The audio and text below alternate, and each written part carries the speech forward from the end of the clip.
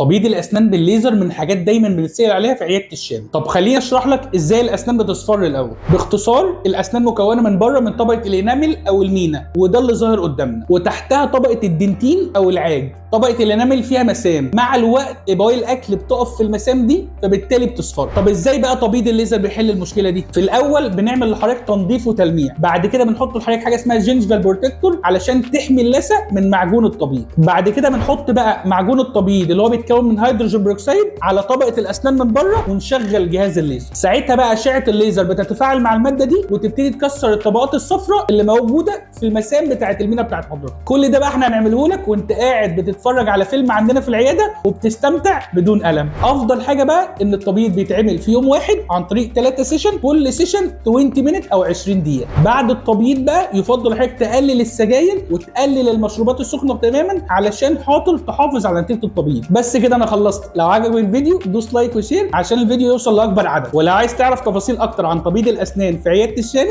ابعت لنا دلوقتي.